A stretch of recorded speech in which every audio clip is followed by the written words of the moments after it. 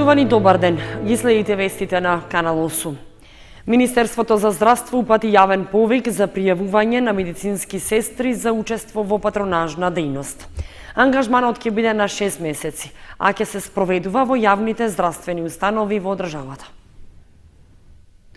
За да се обезбеди спроведувањето на патронажната дејност во рамки на здравствените домови и општите болници со проширена дејност на територијата на државата, Министерството за здравство ги повикува сите заинтересирани медицински сестри кои сакаат да бидат ангажирани и да работат во службите за патронажна дејност да се пријават и да достават писмо за интерес. Согласно Законот за здравствена заштита, на јавниот повик можат да се пријават сите заинтересирани медицински сестри со завршено средно, вишо или високо образование во трајање од 3 години, пробна работа и положен стручен испит. Ангажманот во патронажната дејност ќе биде 6 месеци, а ќе се спроведува во јавните здравствени установи, здравствени домови и општи болници со проширена дејност, што вршат дејности од примарна здравствена заштита и во единиците во кои се врши дејноста. Во повикот се вклучени и општата болница со проширена дејност во Кочани, како и здравствениот дом во Виница. За пријавување на јавниот повик потребно е да се достави писмо за интерес, во кое задолжително треба да се наведат името и презимето, адресата на живење, контакт телефонот и адреса на електронската пошта. Исто така, потребно е да се достави и копија од дипломата за завршено образование, копија од положениот стручен испит и јавната здравствена установа во која се изразува интерес да се врши работата според местото на живење.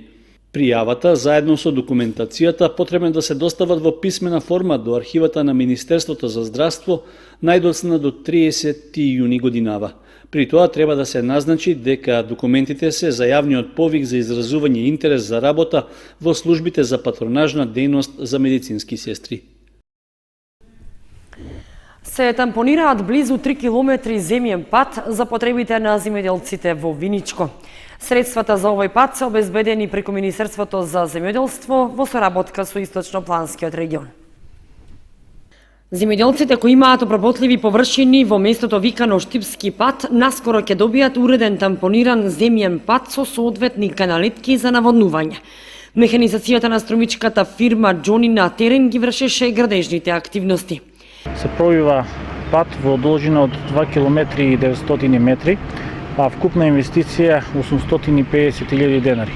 Се со цел за да можеме да помогнеме на земјоделците полесно и попристапно да дојдат до своите земјоделски површини. Средствата за овој пат се обезбедени преку Министерството за земјоделство, а во соработка со Источнопланскиот регион.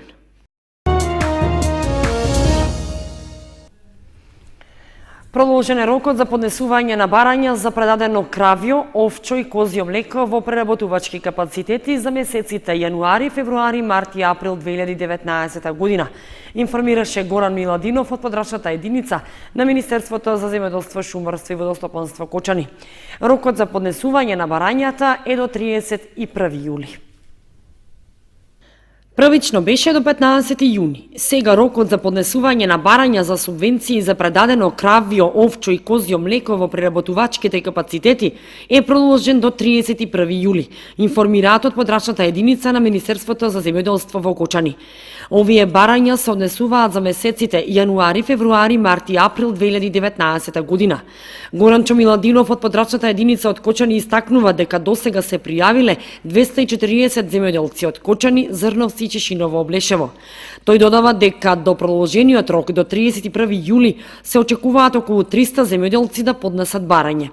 Барањата за искористување на финансиската подршка млекопроизводителите може да ги поднесат електронски самостојно од нивен компјутер на исти начин како за прва фаза млеко, односно оние фармери кои имаат потреба од помош за креирање на барањата може да се обратат во подрачните единици на Министерството за земјоделство, шумарство и водостопанство или во Агенцијата за поттикнување на развојот на земјоделството, најдоцна до 31 јули 2019 година. Висината на поддршката за произведено и предадено млеко, овчо и козјо изнесува 4,5 денари по литар, но дека за кравјото млеко поддршката е 3,5 денари по литар произведено и предадено млеко на преработувачки капацитети. Од подрачната единица на Министерството за земјоделство во Кочани додаваат дека сите сточари кои што ќе дојдат да поднесат барања со себе задолжително треба да понесат лична карта и оригинални копија од откупните белешки за наведените месеци. Воедно од Агенцијата за финансиска подршка во земјоделството и руралниот развој ги потсетуваат и останатите земјоделски стопанства дека во теќе поднесувањето на барања за субвенции за 2019, а рокот трае до 30 јуни. Овој период се поднесуваат единствените барања по програмата за финансиска подршка во земјоделството за 2019, односно за директни плаќања за растително производство, и тоа за површини со поледелски и градинарски култури, лозови и овошни насади, како и за сточарско производство и за одгледување на говеда, овци, кози, пчели, свињи и за заклани животни во кланица. Барањата, како и за млекото, се поднесуваат по електронски пат, самостојно од страна на барателите. Оние земјоделски стопанства кои не можат сами да креираат барање, помош може да побараат од вработените во подрачните единици на Агенцијата за потикнување на земјоделството, како и на Министерството за земјоделство, шумарство и водостопанство. Стабилно е нивото на водата во акумулациите Калиманци и Градче. Во Калиманци во моментов има 95 милиони метри кубни вода, а во Градче 2 милиони метри кубни. Од водостопанство Брегалница вела дека состојбата е стабилна. Стабилно е нивото на водата во акумулациите Калиманци и Градче. Моменталната состојба на браната Калиманци е 95 милиони метри кубни вода, а кога временските услови се проследени со дожд, тогаш браната е полна со околу 110 милиони. Од водостопанство Брегалница вела дека мерењата покажуваат дека во акумулацијата Калиманци средниот доток на вода изнесува од 6 до 8 метри кубни вода во секунда. Во браната Градче во моментов има околу 2 милиони метри кубни вода, а во двете брани состојбата е стабилна, со доволен простор за манипулација при врнежи. Реките се исто во стабилна состојба. Со санирањето на критичните места на коритото на река Брегалница на потегот од Прибачево до Бурилчево, избегната е опасноста од поплави и при поголеми врнежи од водостопанство Брегалница очекуваат да се помине без поголеми проблеми. Од водостопанство вела дека нема поголеми проблеми и околу наводнувањето, а од дождовите кои ги имаше деновиве нема посериозни поплави. Од предпријатието се надеваат дека така ќе биде и до крајот на сезоната.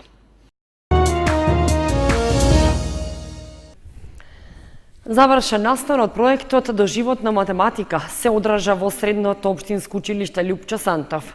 Пред професорите и учениците беа презентирани сите реализирани активности од почетокот на проектот, односно од 2017 година. Во Средното училиште Лјупчо Сантов пред професорите и учениците беа презентирани реализираните активности од проектот Доживотна математика, финансиран од Еразмус Плюс програмата. Присудите ги поздрави директорот на училиштето кој истакна дека со успешно спроведените активности од овој проект, учесниците се стекнале со големи искуства и се заблагодари на сите кои што дале придонес за негова реализација.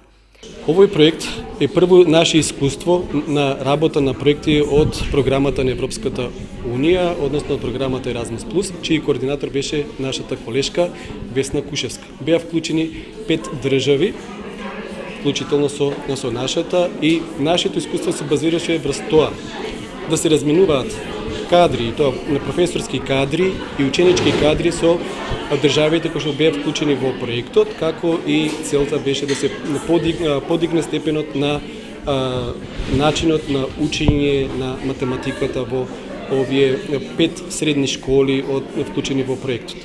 Проектот обединува 3 директори.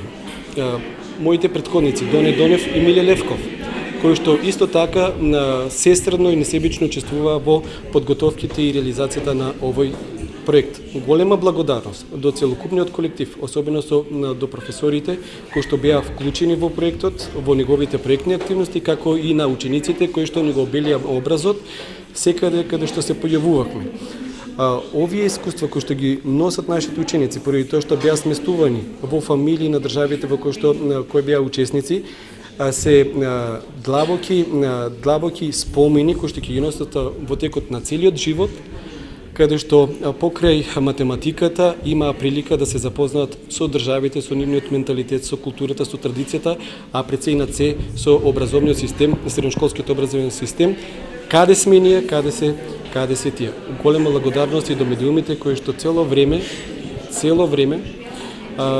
беа присутни на нашите активности, не бодрија неиспраќани, дочекува и едноставно беа присутни на дел од работилниците кои што беа планирани со проектот доживотна математика. Учениците ги искажаа искуствата со кои се стекнале во текот на целиот проект. Целта поради која што се собравме денес овде по завршетокот на учебната година е да дадеме едни заклучни зборови за патувањата во Кипар и Романија кои што беа последни изминатата и оваа година. Таму ние бевме една недела, споделивме многу искуства, знаења, воедно се вративме и со големен број на знаења од областта на математиката, потоа со големија нашите пријателства од Романија, Италија и така натаму. Воедно се надевам дека ваквите проекти ќе продолжат и во иднина, дека училиштето ќе направи уште многу вакви соработки со земјите од странство и дружбата ќе продолжи. Ние престојавме таму една недела и учествувавме на математичка олимпијада и на часови за математичко моделирање. Овие часови беа доста интересни и ни дадоа еден нов поглед во математиката и како таа може да се примени во некои области на кои не сме ни помислиле досега. Исто така и дружбата беше неизоставен дел од овој проект, па затоа би сакала да им препорачам на сите ученици да се пријавуваат на повеќе Еразмус проекти. Во проектот учествуваа 5 средни училишта од Македонија, Кипар, Италија, Турција и Романија, а негова цел е примена на нови иновативни пристапи кон изучувањето на математиката. Координатор на проектот е професорката Весна Кушевска, која ја истакна идејата за започнување на ваков проект. Проектот Доживотна математика е прв Еразмус плюс проект кој започна да се реализира во 2017 година и истиот представуваше поттик за реализација на уште 4 значајни проекти во оваа школска установа. Сашка Јованчевска, ученик на генерацијата од Средното училиште Љупча Сантов, доби плакета и подарок од управниот одбор на училиштето за успешно поминати 4 години. Раководството од гимназијата и посака успех во понатамошното школување и надоградување. Во гимназијата Љупчо Сантов, директорот и професорите од училиштето и го честитаа постигнатиот успех на ученичката Сашка Јованчевска, која со своите постигнувања ја доби титулата ученик на генерацијата. По 4 години успешно представување на училиштето и напорна работа со професорите, Јованчевска едногласно беше избрана за најдобра, односно ученик на генерацијата. Директорот Игор Христов во името на установата и додели плакета, која ќе и представува стимул за понатамошни успеси. Класната раководителка и подари скромен подарок и букет цвеќе и упатија искрени честитки и желби за понатамошен успех. Јованчевска се заблагодари на сите за вниманието и вети дека ќе продолжи по истиот пат со уште поголем труд за поголеми успеси, а себе си се гледа како успешен лекар во иднина. Сакам да изразам голема благодарност до директорот и до училишниот совет што ми ја даде оваа титула и ова ќе им представува мотивација во моите понатамошни успеси. Во иднина имам за цел да се запишам на медицина, тоа е мојот сон уште од мала. И сепак мислам дека ова представува голема мотивација за моите понатамошни успеси. Инаку деновиве, заклучно со понеделник, во сите основни и средни училишта, учениците ги добија завршните свидетелства за сработеното во изминатата учебна година.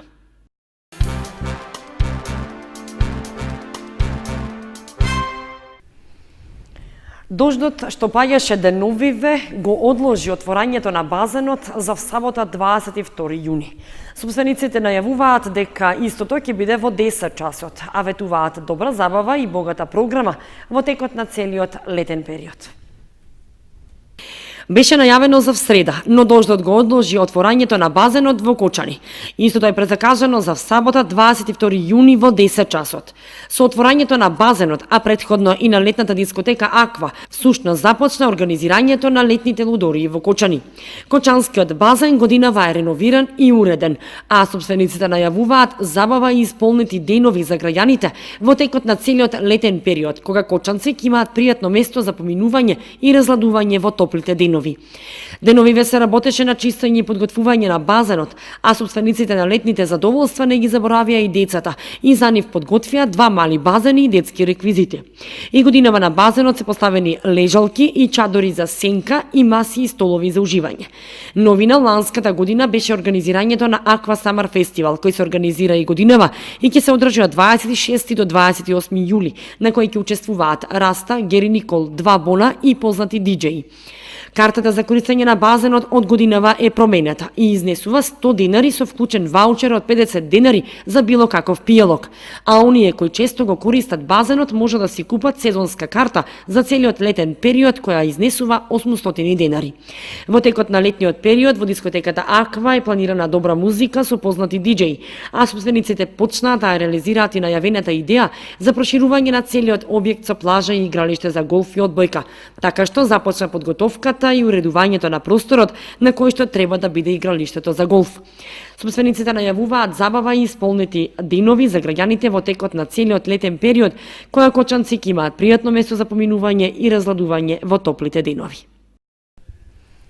Спортско-риболовното здружение Кочански рибар викендов ќе биде организатор на првиот државен натпревар во риболов на браната Градче. Ќе учествуваат 16 клубови, од кои освен домашните, има и неколку екипи од Бугарија. Уште еден значаен настан ќе организира Спортско-риболовното здружение Кочански рибар, откако пред нешто повеќе од 3 години ја презеде концесијата на акумулацијата Градче. Станува збор за државно клубско првенство во риболов, на кое е пријавено учеството на 16 домашни екипи, а ќе има и гости од соседна Бугарија. Иако предходно било најавено и учеството на клубови од Србија, сепак на неколку дена пред почетокот на надпреварот нивното доаѓање е откажано. Според организаторите, надпреварот ќе се одржи викендов на браната Градче, а предвидени се вкупно 20 пунктови за надпреварувачките тимови, што предходно биле уредени и маркирани. Пунктовите за надпреварувачите се распоредени во 4 поголеми групи, односно кај стариот и новиот мотел, кај вливот на Голема река и кај старите камп кукички.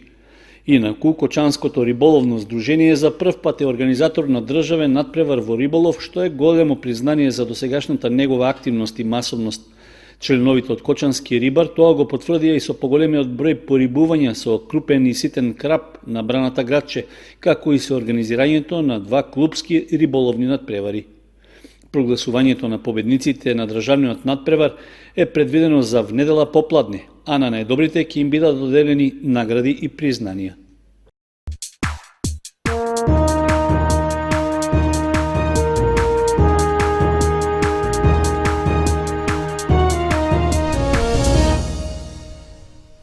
Следува информацијата од спортот.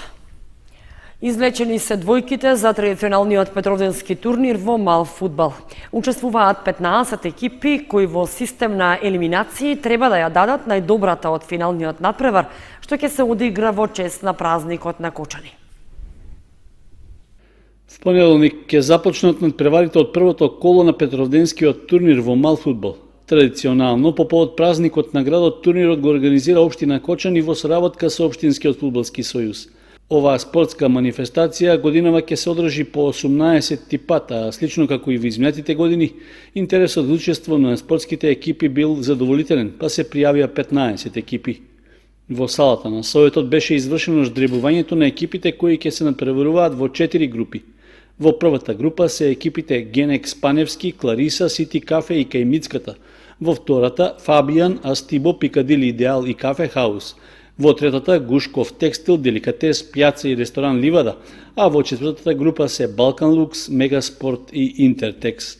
На ждребувањето на групите од страна на судискиот сојуз на представниците на екипите им беше укажано на правилата според кои ќе се игра турнирот. Доколку добие црвен картон, тоа се однася за играчите.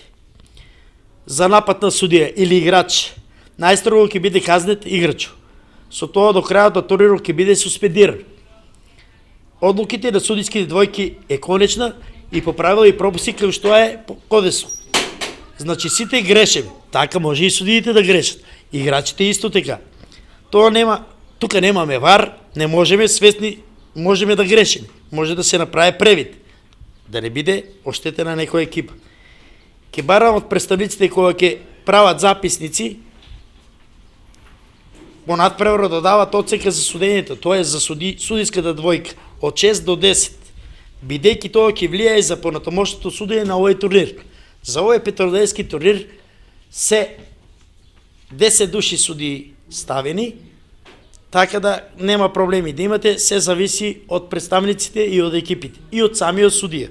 Надпреварите на Петровденскиот турнир ќе се играат на повеќенаменското спортско игралиште во дворот на гимназијата Лјупчо Сантов. Крајниот пласман на турнирот ќе биде познат на 12 јули на самиот празник Петровден, при што полуфиналниот надпревар е планиран за 18 часот и 30 минути, а финалниот надпревар 1 час подоцна. За најдобрите учесници и годинава во екипна и поединечна конкуренција се предвидени награди и признанија.